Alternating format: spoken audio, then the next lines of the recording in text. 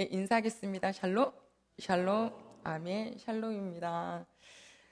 음, 예수님께서 부활하신 날이 바로 안식구 첫날, 오늘 주일입니다. 그래서 우리는 초대교회 이후로 계속 이 주님의 날을 지켜드리고 있지요. 이 날은 아버지 앞에 예배를 드리는 날인데, 사실 예배를 드리면 우리 영이 삽니다. 그럼에도 불구하고 여기까지 오는 데에는 되게 많은 갈등도 있습니다. 어떤 분은 오늘 뭐 골프 치러 가고 싶다라고 그러셨어요. 내 마음과 내 계획은 골프 치러 가고 싶은데, 그러나 하나님께서 예배 드리는 걸 원하시니까 내가 여기 예배당에 와 있다고 이렇게 목사님께 하는 식구도 있었답니다. 누군가는 좀만 더 자면 좋겠다, 이날밖에 없는데, 뭐 이런 날이 있을 수도 있는데요. 모두에게 그런 내가 하고 싶은 부분은 있지만 그거 딱 잘라내고 여호와 하나님과의 약속으로 알고 주님의 전에 나온 우리 모든 식구들을 우리 하나님께서 찾아오셨기에 우리 모든 식구들에게 정말 놀라운 복을 주실 줄로 믿습니다. 지난주 한 형제가요, 몸이 많이 아팠습니다. 마음으로 울더라고요. 형제니까 밖으로는 못 울고 속으로는 울더라고요. 너무 아파서 교회가 너무 멀대요. 근데 제가 그 이야기를 듣는데 오라고 할 수도 없고 가라고 할 수도 없고, 이거는 제가 만약에 사장이어서 오늘은 쉬세요 뭐 이럴 수 있다면야 얼마든지 하겠지만, 하나님께 드리는 예배는 제가 주인이 아닌 터라 그저 그 이야기를 듣고 묵묵하게 속으로만 기도했는데요. 아무튼 마음으로 울면서 왔더라고요. 그런데 가족 여러분, 하나님이 살려주셨어요. 이렇게 점점 소생케 해주셨어요. 그래서 감사하다라고 했습니다.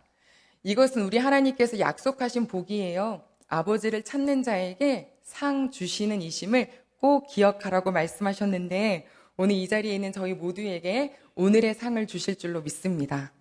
그러면 어떤 상이 가장 좋은 상일까요? 우리에게 진짜 좋은 상은 아무래도 우리 하나님 아버지의 말씀이 들리는 것이 참 좋은 상일 거라 생각이 듭니다. 하나님 아버지께서 말씀하시는데 그게 여기로 튕겨 나가면 굉장히 답답스럽고 이 시간 여기 앉아 있는 게 굉장히 고통스러운데요.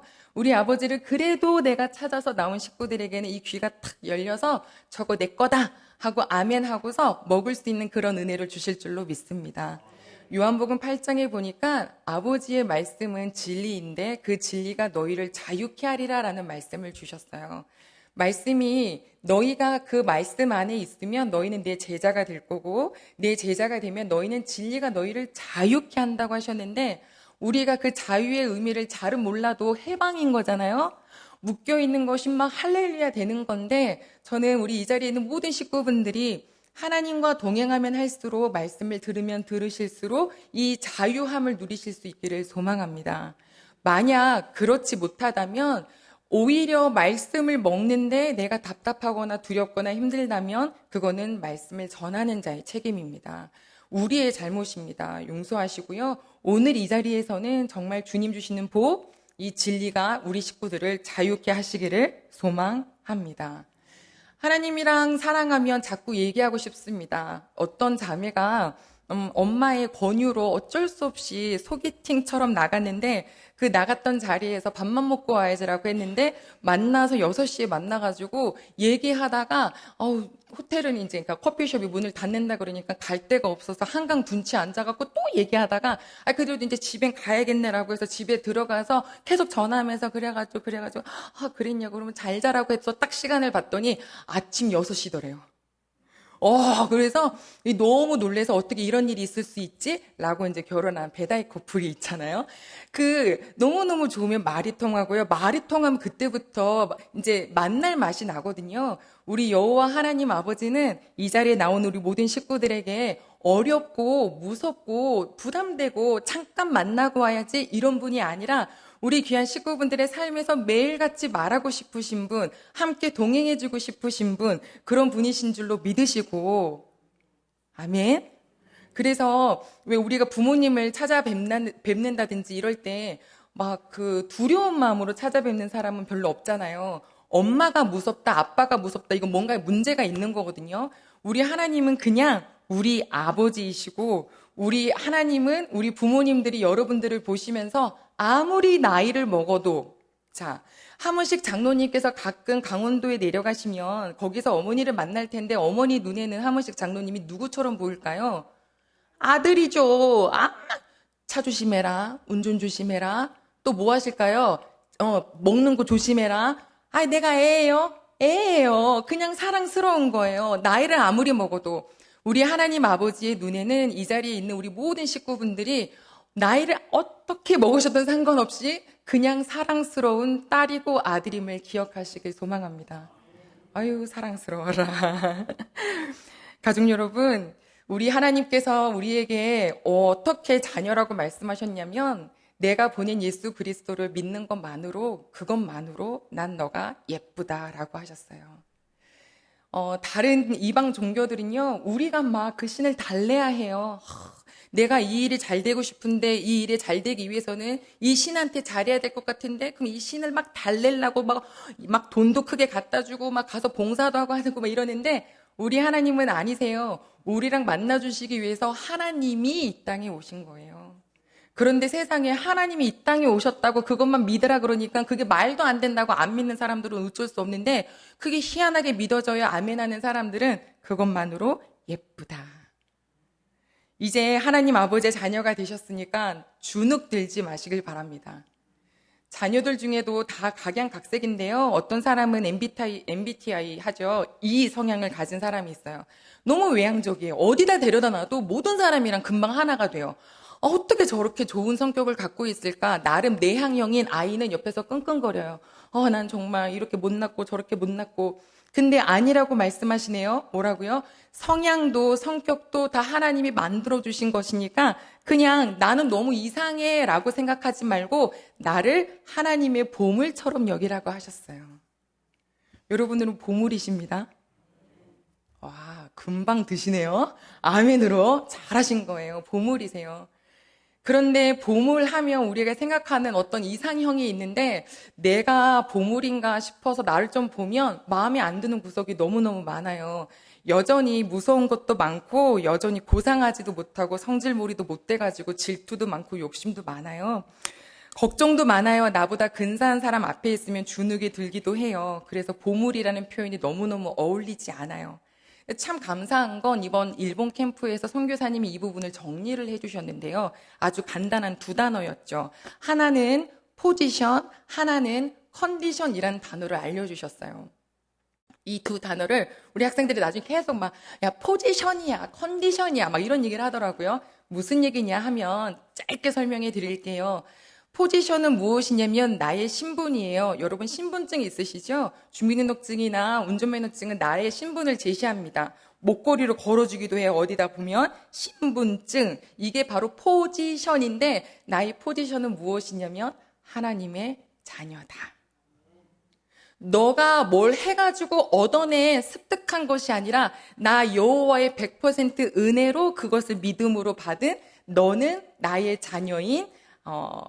자녀이므로 너의 신분과 너의 포지션을 잊지 말라 해 주셨어요.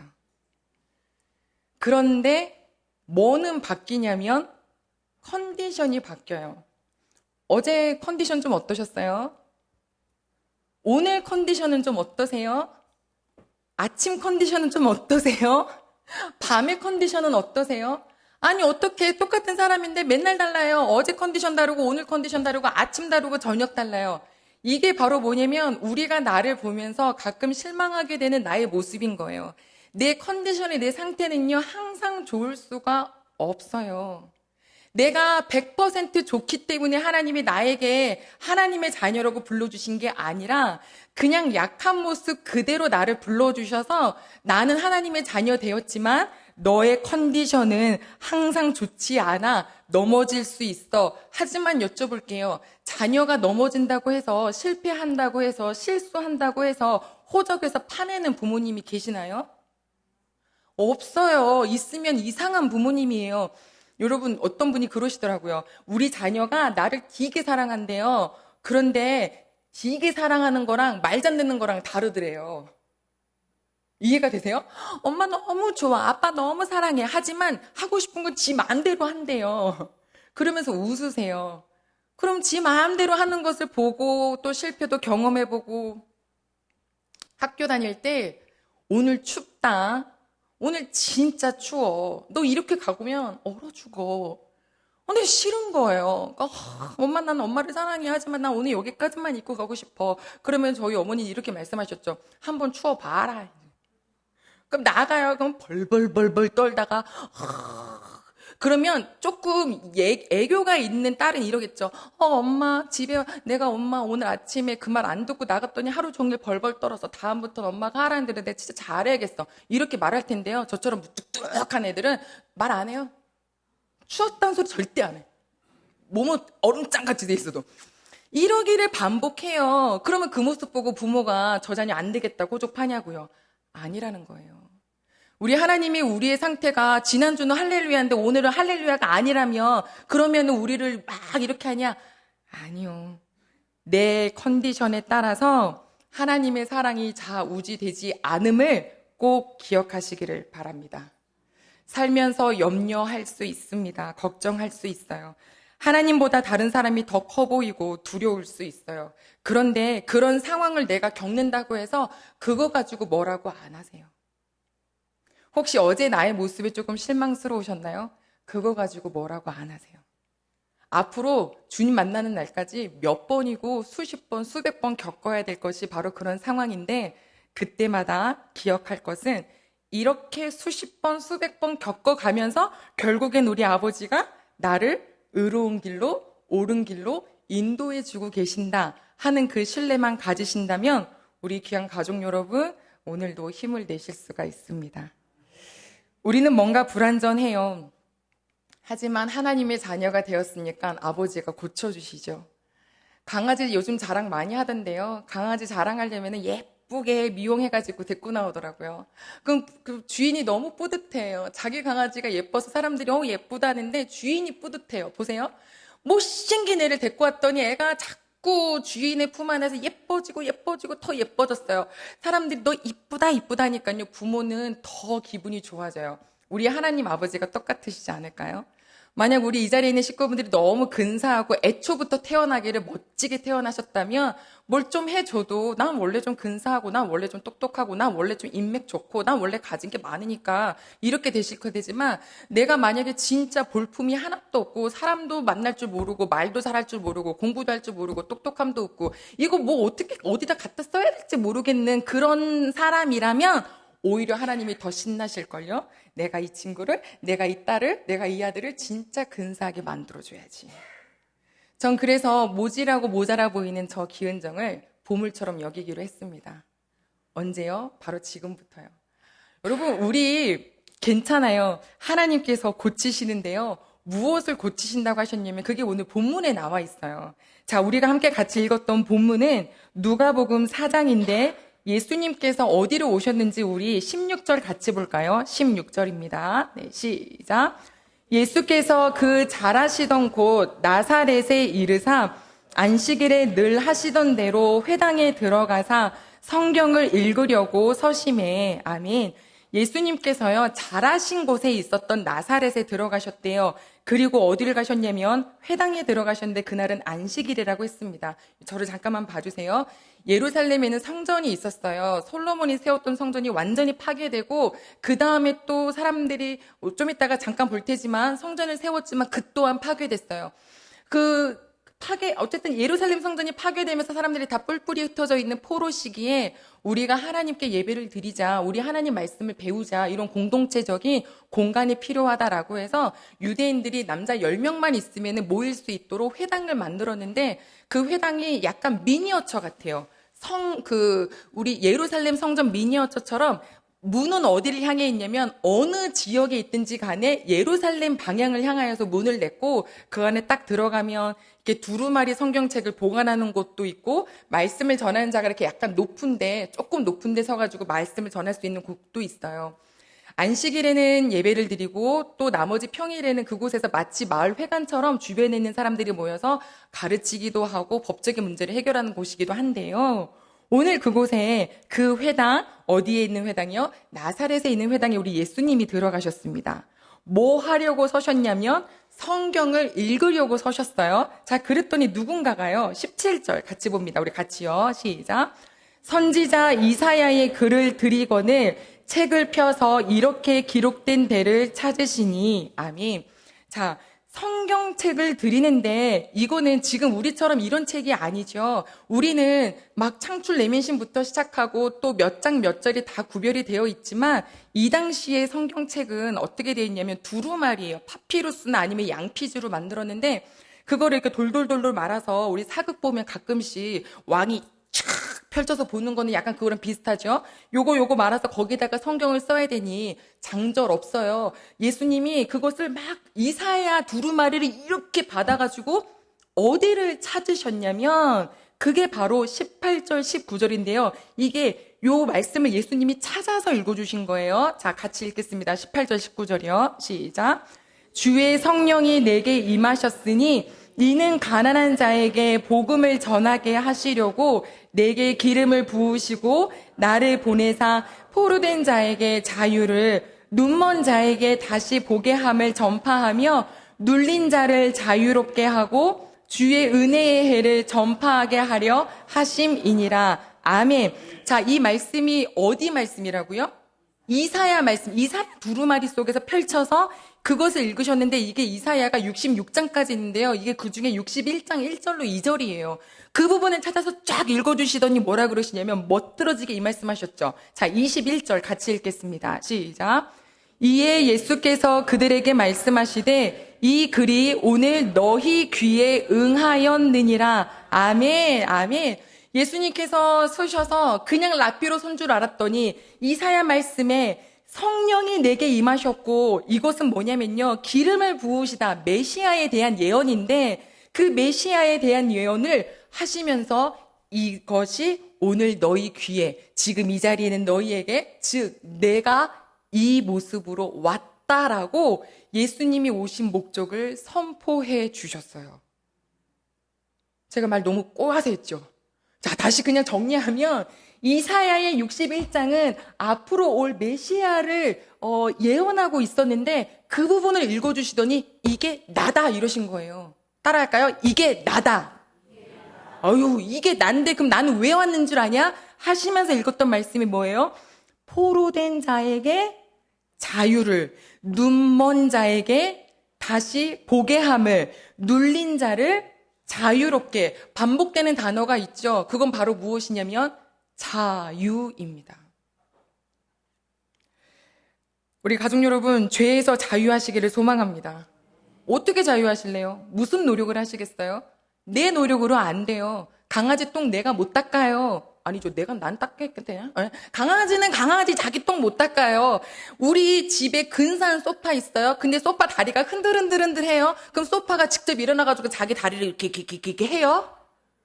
만든 곳으로 보내야 해요. 우리의 죄는 우리가 못 고쳐요. 사람 누구도 못해요. 어떤 사람들이 만들어낸 신도 우리의 죄를 사해줄 수 없어요. 오직 우리 하나님께서 보내주신 예수 그리스도만이 우리를 자유케 하십니다.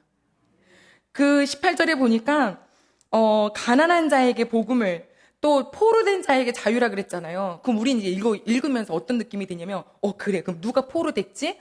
이 시기에는 세례 요한이 포로가 됐잖아요. 네, 좋은 말 쓴소리 했다가 그대로 잡혀가지고 감옥 속에 있었는데, 그러면 예수님께서는 포로가 된 자에게 자유 주신다 그랬으니까 그 세례 요한을 감옥에서 끌어내 주시겠지. 약간 우리 이렇게 직관적인 이야기를 생각하는데 아니었어요. 그냥 거기서 그는 죽음을 당했죠. 가난한 자에게 복음을 전한다? 가난한 자에게 좋은 소식은 뭐예요? 부자 되는 소식이죠. 그럼 하나님 만나면 다 부자 되나? 아니요. 그건 또 아니에요. 그럼 우리 예수님께서 자유케 하신다는 게 다 뭐냐면 우리가 눈에 보이는 것이 최고인 줄 아는 이런 물질적인 것이 아니라 우리가 보지 못하고 있지만 진짜 큰 것, 바로 우리의 영과 우리의 죄에 대한 자유를 선포해 주셨음을 믿으시기를 소망합니다. 자유한다는 건 그 전에 어디가 눌려 있다는 건데요. 우리가 어디에 눌려 있을까? 아주 짤막하게 3개, 아니 혹은 4개를 살펴보려고 하는데, 첫 번째 같이 할까요? 사람. 정말 힘듭니다. 우리가 지금 일을 해서 문제가 아니라 일을 할 때 누구랑 일을 하느냐가 힘들죠. 그죠? 몸은 차라리 힘들어도 괜찮아요. 내가 조금 쉬면 되니까요. 하지만 사람에게 눌리면 너무 막 답이 없어요. 근데 여러분, 사무엘하 7장 14절에 어떤 말씀이 있냐면 하나님께서 다윗에게 말씀하셨는데 내가 너의 아들에게 내가 아버지가 되어줄 텐데, 즉 솔로몬을 말씀하시죠. 솔로몬이 만약에 삶을 살다가 얘가 잘못된 길로 가면 내가 어떻게 얘를 바른 길로 인도해 줄 거냐면 하면서 나왔던 단어가 사람의 매예요. 사람을 통해서 그를 잘못된 길로 가는 애를 다시 돌아오게 해주신대요. 자, 그 말씀을 보고 났더니 그전에는 학교를 가면 부딪히고 뭐 일을 해도 부딪히고, 제가 교회에서 일을 했기 때문에 한 번도 부딪히지 않았을까요? 천사처럼 마냥 해피 always 해피였을까요? 아니요. 저는 여전히 약하기 때문에 사람이 있는 곳엔 부딪힘이 있죠. 그런데 이 부딪힘이 하나님을 사랑하는데 금방 없애주시지 않을까요? 아니더라고요. 그래서 맨날 왜 이런 사람도 있고 저런 사람도 있고, 어느 날에는 내가 다른 전도사님이랑 걸어가면서 여러분 지금 이 자리에 그분이 없으니까 하는 얘기예요. 그분만 없으면 교회가 조용할 것 같다고 그랬더니 그분이 막 웃으면서 뭐라 그랬냐면 과연 그럴까요? 제2의 그분이 또 나올 텐데 이러시는 거예요. 그땐 몰랐죠. 사람은 어떤 사람이 있는지 오는 거고요. 누군가는 나 때문에 힘들어요. 누구는 나 때문에 힘든 거 모르고 쟤 때문에 내가 힘든다는 얘기만 하고 있죠. 그런데요, 그 모든 사람이 사실상 하나님이 나를 단련시켜 주시려고 만나게 하신 사람이라는 거. 까칠한 사람 만나시나요? 그럼 이렇게 기도하세요. 하나님, 어떻게 저분은 저렇게 까칠하대요? 그러면 저는 누굴 만나면 모든 사람은 좀 편안한 사람이 되게 해주세요라고 기도 제목으로 바꿀 수도 있어요. 우리들 교회 김양재 목사님께서, 그분이 결혼하셨는데 아주 애기처럼 너무 곱디곱게 이제 결혼하셔가지고 교회에서도 진짜 내노라 하는 직분자의 가정에 시집 갔잖아요. 근데 들어갔더니 나는 이제 이 집에 시집 가면 내가 하나님 정말 사랑할 수 있고 봉사할 수 있고 이렇게 했는데 갑자기 모든 문이 다 철커덕 닫히더래요. 너 절대 교회 나가지 말고 너는 집에서만 있고 집에 있었던 모든 일은 절대로 밖에서 말하면 안 되고 그래서 감옥 같은 생활을 했다 그랬어요. 그래서 나한테 어떻게 이런 남편을 만나게 하셨나, 나한테 어떻게 이런 시부모를 만나게 하셨나, 맨날 눈물 흘렸는데, 그분이 나중에 하는 얘기가 뭐냐면 그 남편과 시부모님을 통해서 본인이 하나님 아버지를 찾게 되고 만나게 됐다. 다시 뒤돌아보니 내가 그렇게 힘들었던 그분들이 내게 복된 사람이었구나. 그래서 감사하다는 거예요. 그게 그 김양자 목사님의 모토가 되셔서요. 성도님들이 막 큐티하고 막 나와서 진짜 목사님 내가 진짜 못 살겠어요. 그러면 가만히 듣다가 그래요. 그분 덕분에 기도하네. 그분 덕분에 그분 덕분에 기도하니까 감사한 사람이네. 이렇게 말씀하신대잖아요. 그러면 성도님이 목사님 이렇게는 하지만 사실 그게 맞아요. 우리 귀한 가족 여러분, 내게 어떤 사람을 만나주게 하시든지 간에 요걸 꼭 기억하세요. 이유가 있어서 만나게 해주신 거지. 그러면 안 눌린다는 거예요. 두 번째, 사람의 말이에요. 말은 살아있죠. 제가 전화를 받을 때, 네, 이렇게 받으면, 성도님들이 불안해 하시더라고요. 네. 그래서 전화를 네! 이거 목소리 안 올라가네요. 이렇게 해야 돼요. 그래야 우리 목사님이 괜찮구나 이러지. 네, 이러면 전화 끊은 다음에 목사님 힘드시죠? 힘드셔도 화이팅 하시고요. 저 괜찮은데? 저 괜찮은데? 여러분, 말이라는 게 되게 재밌어요. 그래서 어떨 때는 사람에게 막 힘을 주기도 하고 어떨 때는 같이 다운되게 만들기도 해요. 사람들이 이야기를 할 때 다 내가 듣기 좋은 얘기만 하진 않아요. 그러면 그 내게 듣기 좋은 말을 안 한 게 나한테 톡 들어온 거죠. 그럼 이제 여호와는 나의 목자시니 내게 부족함이 없으리로다 이런 말씀을 막 외우는 게 아니라 톡 그 사람이 한 말이 계속 내 앞에서 그 녀석이 나한테 이렇게 얘기를 했지? 이렇게 해서 이걸 계속 묵상을 한다는 거예요. 얼마나 힘들어요. 그럼 신경질적이 되고 막 너무 날카롭고 가면 혼자서 막 울그락부르락 된단 말이에요. 가족 여러분, 그냥 주의 말씀을 많이 묵상하시고요. 사람의 말이 자꾸 내 안에서 이렇게 막 이렇게 머리를 부담스럽게 할 때, 주님, 저를 좀 대범한 사람으로 만들어주세요. 어떻게 일일이 다 신경 쓰고 살아요. 그러니까 저에게 하나님 좀 쿨한 사람 되게 도와주세요. 이렇게 기도하실 때에 점점 그 말에 대한 것 때문에 눌리시는 일에서 자유하게 되시는 우리 식구들 될 줄로 믿습니다. 네, 세 번째, 아까 네 개 중에 세 개 나왔죠? 이건 돈인데요. 돈은 워낙 얘기를 했으니까. 이제 월 초죠? 지난주 월말 어떻게 보내셨어요? 이 월말 때는 뭔가 갚아놔야 되고 막 채워넣어야 될 게 너무 많아요. 그러면 저도 정말 이 월 말에 되게 마음이 궁핍해지더라고요. 결국에 이번 달은 해냈는데 다음 달이 걱정되고 막 이래요. 지금 제가 그런다는 건 아니에요. 저 괜찮아요. 예, 잘 먹고 잘 살고 있어요. 근데 그럴 때가 있었어요. 그러면 농협 앞에 맨날 서가지고 맨날 축 처져가지고 이러고 걸어가는 거예요. 가슴은 쿵딱쿵딱 뛰고. 그런데 우리 하나님 아버지께서 되게 근사한 은혜를 계속 주셨는데 그게 바로 뭐냐면 돈이 돌 같아요. 아멘. 이게 있다고 해서 다 행복한 건 아니더라고요. 진짜 그래요. 뭐 그렇다고 제가 수백이 있는 것도 아니지만 그냥 있다고 없다고 이게 그렇게 연연하게 되지 않는 것을 보면서 우리 귀한 가족 여러분, 제가 신경질적인 게 굉장히 많이 내려앉았고 이 월 말만 되면은 막 가슴 쿵닥거리고 가끔씩 내 먼 미래 막 내년은 어떻게 살고 10년 뒤에는 어떻게 살지 막 이런 걱정을 하나님께서 많이 덜어주셨어요. 부디 돈에 대해서 연연하고 눌리는 마음이 이 자리에 있는 식구들에게 하나님이 먹이시고 입히셨다 하는 그 마음으로 자유케 되는 우리 가족들 되기를 소망합니다. 많으면 감사하시죠? 네, 그럼요. 이게 솔직한 거예요. 여기 어린아이 같은 분 딱 한 분 계셨어. 많으면 감사하시죠? 그럴 때 가운데 계신 분이, 아멘. 아멘. 저도 아멘이에요. 많으면 아멘. 적어도, 아멘. 그럼요. 그러면 돼요. 그러면 진짜 풍요롭게 살 수 있어요. 할렐루야입니다. 마지막. 여러분, 우리 귀한 가족 여러분, 시간에 대해서 눌리시지 않길 소망합니다. 어디에 대해서요? 시간이요, 시간. 시간을 내가 좌우지하고 싶어져요. 어떤 날은 형통한 날일 수 있고, 어떤 날은 공고한 날일 수 있는데, 여기에 하나님께서 나에게 그런 날을 주셨다. 요게 착착착, 형통, 공고, 형통, 곤고. 이게 뭐 쌀보리 하는 것 같지 않으세요? 아니, 맨날 형통해가지고 주님 만났으면 얼마나 좋겠어요. 근데 그게 아니라 형통, 공고 이렇게 떨어지면 사람 미치겠어요.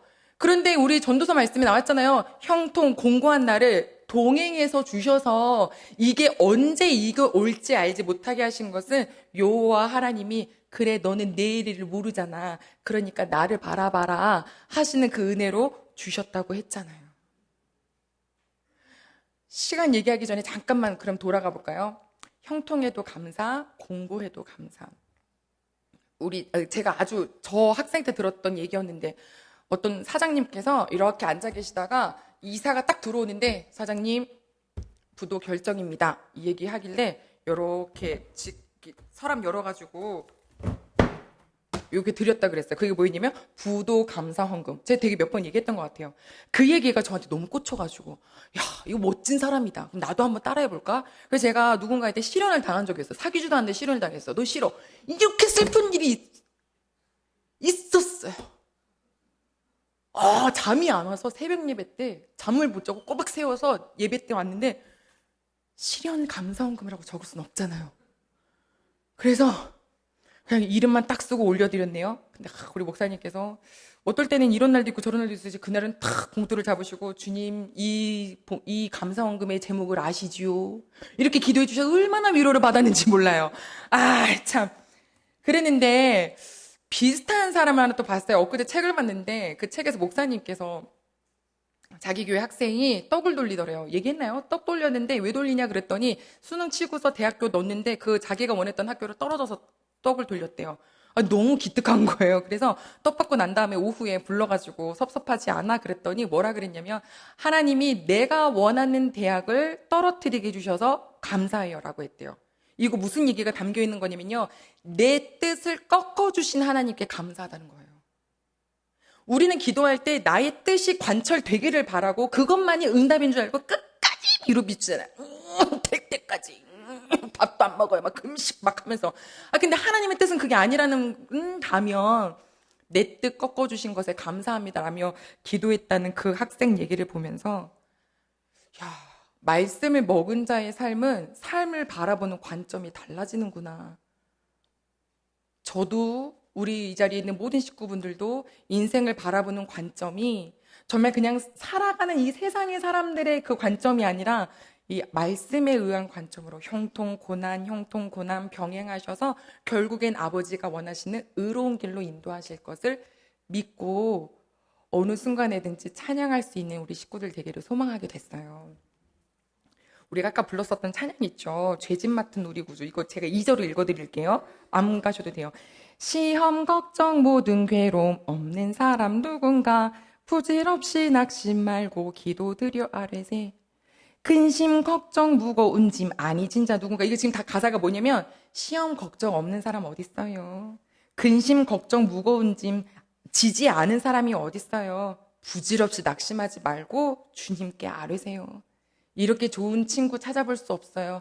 이 가사를 쓰신 분이 누구였냐면 되게 젊은 분이었는데 정말 사랑하는 사람과 함께 하나님의 사역을 하고자 약속을 하고 결혼을 했는데 결혼 전날 이 예비 신부가 죽었어요. 실족사를 했어요. 너무 충격이 커서 원래 살고 있는 곳이 아일랜드가 그랬는데 거기에서 다른 나라로 이제 이동을 했죠. 그냥 나는 그럼 주님만 바라보며 살아야겠다라고 하면서 그때 공부도 하고 막 이랬다가 좋은 인연을 만나서 또 그 사람과 결혼을 약속을 했는데요. 결핵에 걸렸어요. 그래서 함께 결혼식을 치르지 못하고 그분이 갔어요.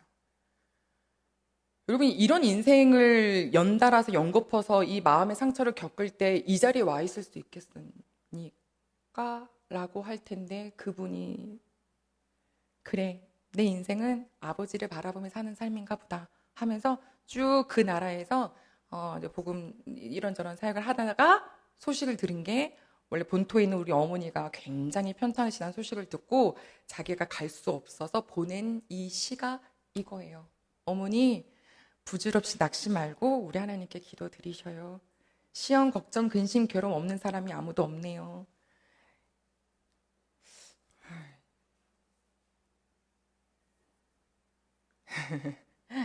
인생을 바라보는 깊이가 하나님을 신뢰하기에 점점 더 깊어질 수 있기를 소망합니다. 시간에 매이지 말라 그랬는데 그 시간 매이지 말라는 거는 다음에 함께 나누면서 오늘 잠깐 짤막하게 얘기할게요. 여러분 하나님께서요 내게 약속을 주신 게 있으면 그게 당장 성취가 되는 게 되게 우리는 바라고 원하지요.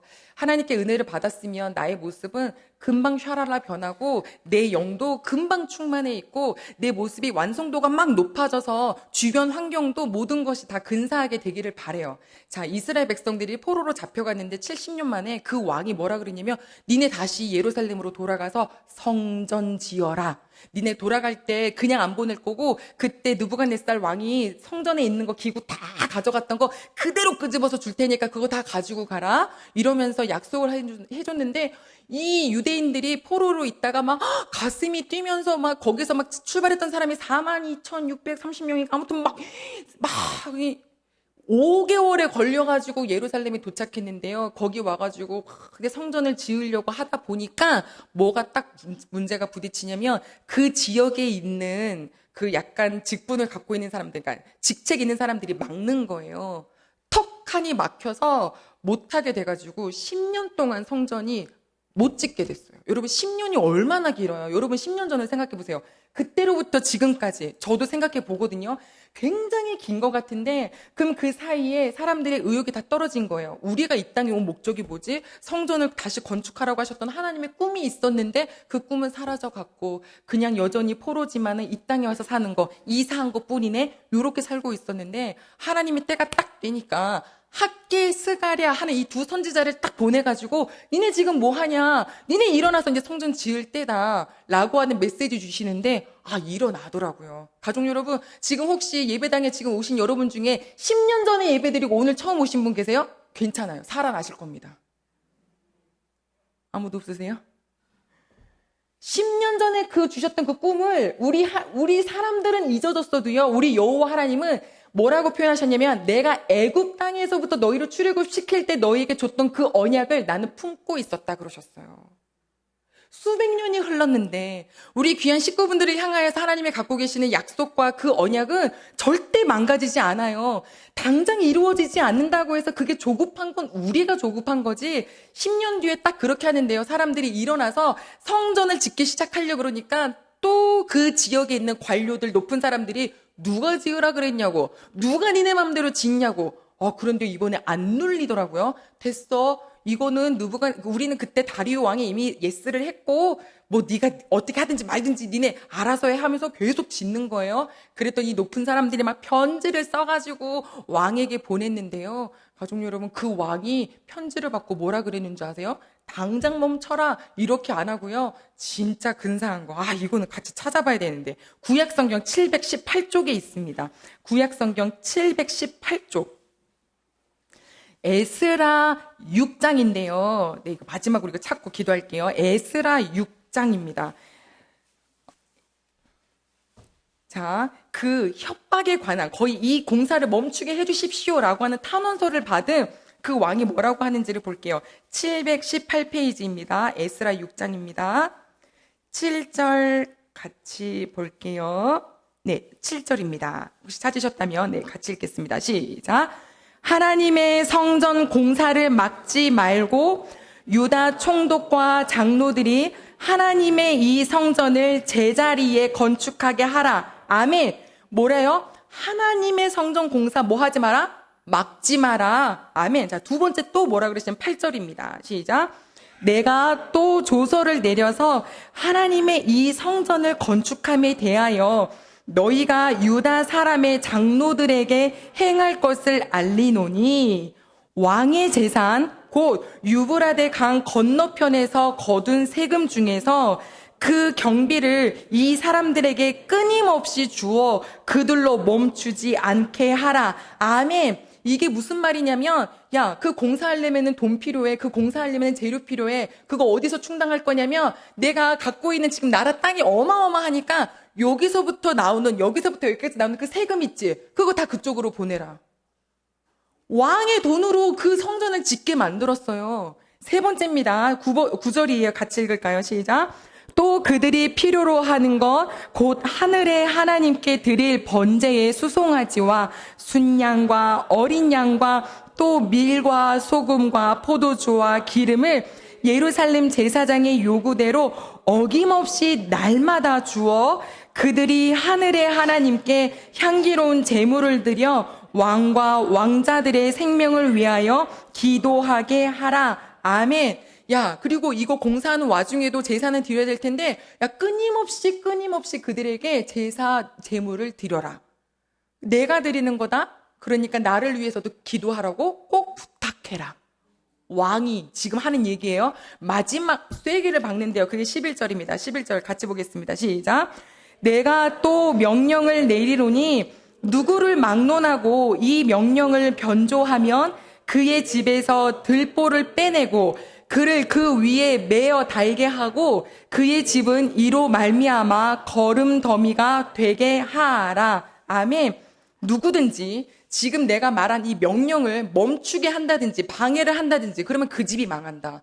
라고 이 왕이 말한 것을 사랑하는 가족 여러분, 오늘 마음속에 딱 생각하시고 내가 하나님을 향하여서 꿈을 품었고 하나님이 주신 삶을 통하여서 꿈을 품었는데 기도도 해서 여기까지 왔는데 생각보다 매우 더디게 일이 안 풀린다고 생각할 때 이거 끝 아니라는 것을 꼭 기억하시길 바랍니다. 10년 걸렸다니까요. 멈춰 있는 것 같았어요. 끝난 것 같았어요. 안 끝났어요. 오히려 훨씬 더 좋은 환경을 만드셨어요. 아니 성전 그냥 짓냐고요. 이 사람들이 정말 포로에서 그냥 돌아온 것 뿐인데 이들이 무슨 돈이 있다고요. 왕의 것으로 지으라고 하나님이 딱 마음 만드시고 건들지 마라 하시고 사람 딱 막으시고 이게 우리 여호와 하나님의 자녀가 이 세상에서 하나님을 의지할 때 누리는 축복이오니 이것을 위해서 우리 예수 그리스도께서 오셨다라고 하셨으니 부디 우리 사랑하는 모든 가족 여러분 눌리려고 할 때 선포하십시오. 포로된 자에게 자유를, 가난한 자에게 복음을, 나 같은 자에게 자유롭게 해주시려고 우리 예수님이 오셨으니 하나님 제가 이것 때문에 눌려요 라고 정확히 얘기하세요. 이것 때문에 슬퍼요 정확히 얘기하세요. 아닌 척하는 게 더 나빠요. 그렇죠? 예.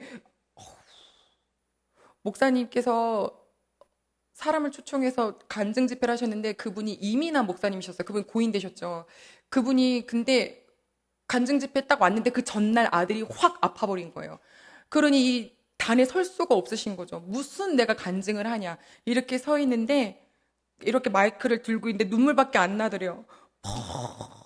펑펑 웃으면 사람은 엄청나게 많이 있는데 펑펑 울면서 여러분 죄송해요. 우리 아들이 어제 이런 일이 되었어요. 그래서 아들 먼저 보냈거든요. 그분도 펑펑 우는데 이게 정말 내가 초청받은 자로서 너무너무 민망하고 너무 아니다 싶고 하나님이 실수하셨나마 싶었는데 저쪽에 앉아있는 분이 한 여자분이 그렇게 같이 울더래요. 그래서 이게 무슨 일일까 하고서 그냥 이렇게 내려갔는데 그분이 그 교회 부목사님의 사모님이셨던 거예요. 그분도 자녀를 잃었어요, 얼마 전에. 근데 한 성도님이 그러셨대요. 다윗은 자기 아이가 죽은 날 오히려 옷을 예쁘게 입고 밥을 먹었다죠. 그러니까 슬퍼하지 마세요. 이 한마디에 진짜 슬퍼할 기회를 완전 놓치고 꾹꾹 누르고 계시다가 그날 앞에서 이분이 오셔서 그 슬픔을 그대로 솔직하게 토로하실 때 그 회복의 시간이 있었던 거예요. 가족 여러분, 하나님 앞에 괜찮은 척, 잘하는 척 안 하셔도 돼요. 아버지는 다 아세요.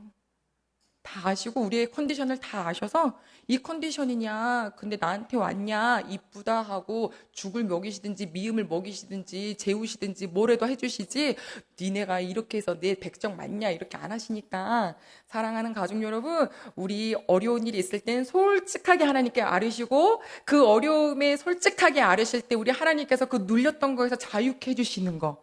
근데 그 또한 내가 생각했던 타이밍이 아니라 우리 아버지의 기가 막히신 준비의 그 시간 안에 이루실 것을 믿고 형통, 고난, 형통, 고난, 곤고, 곤고, 곤고, 형통, 고난 상관없이 하나님 사랑합니다. 하나님 신뢰합니다. 오늘 나를 자유케 해주시는 하나님께 감사합니다. 라고 고백하며 사실 수 있기를 소망합니다.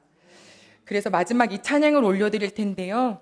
이것은 하나님 주님의 긍휼로 나를 고쳐주세요 라고 하는 고백인데 우리 갖고 계신 주보에 있어요. 하나님 저 고쳐주셔야 제가 살겠어요. 불쌍히 여겨주세요 하는 마음으로 우리 찬양을 올려드릴게요. 금방 따라 하실 수 있어요.